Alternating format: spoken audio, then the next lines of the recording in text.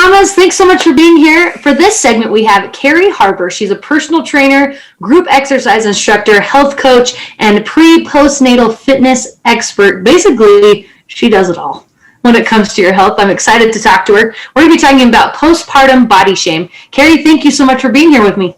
Oh, thanks so much. It's good to see you.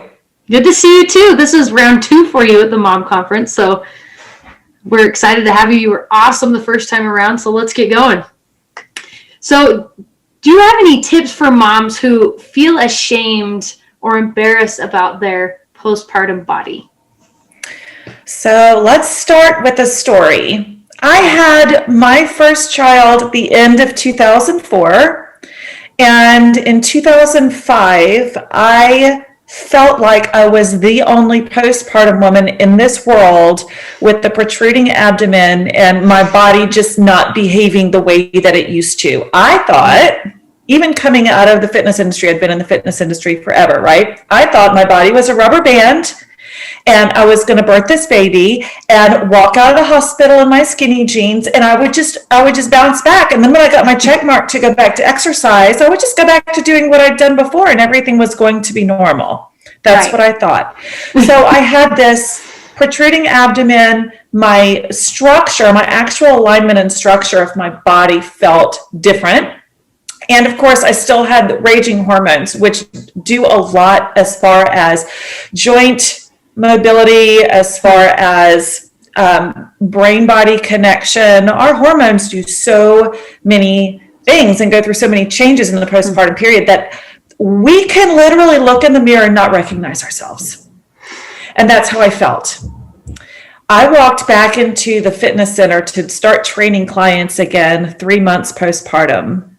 And I still didn't look or feel like myself. And talk about shame, because in my industry, the standard of beauty is ridiculous. It still is. And in 2005, it felt even more so. In 2005, we did not have Instagram. We had Pinterest, right? And so you'd go on Pinterest and you'd say, well, what are the other postpartum mommies doing? And you'd see Heidi Klum walking the runway 3 weeks after giving birth, and like all of these fitness people, they were just perfect and everything was perfectly fine. I really didn't have a model for what I was going through. I didn't understand it.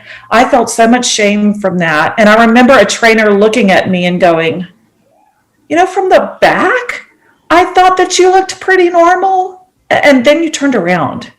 No. Oh, I was so hurt. I had to swallow the tears, get through my session, run home and cry.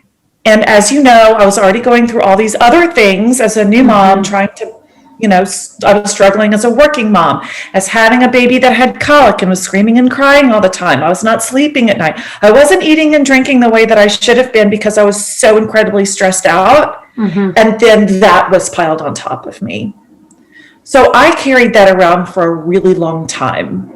And I really didn't get any answers. I had to become my own advocate, and I had to start talking about it in order for the reciprocation to come back to me, until people could say, oh my gosh, me too. I feel exactly like that. Why is my body not doing what I'm asking it to do? Or why is my belly still hanging out and I have my baby however many months or years ago? Why is that?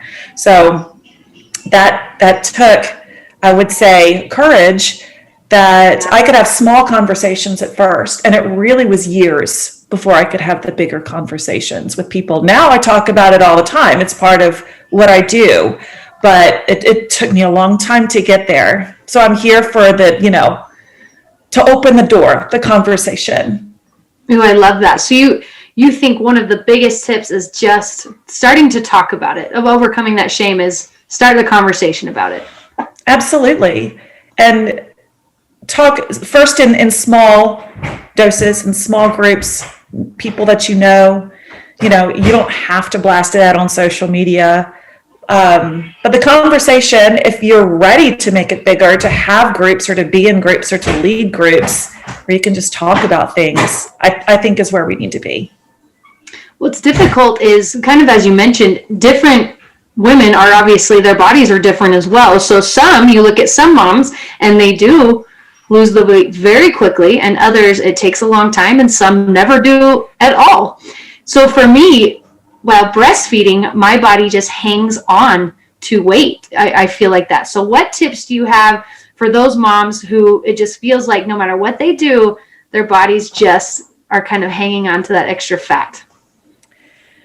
Have you heard that story that's being passed around? I think it's an old wives' tale that if you breastfeed, the fat just falls off of you. Have you heard that one? I used to hear that one all the time. It's true. And it's not fair that women tell each other that. It's not fair. Because then you're setting the expectation that that is going to happen. And then when it doesn't happen, the shame happens. The shame sets in.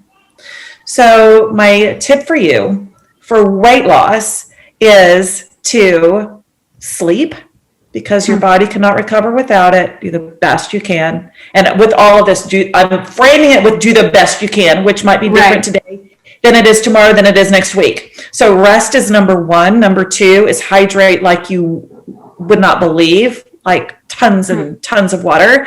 And number three is that you need to have whole foods in place for every single meal. So we get busy as moms and we tend to want to grab things.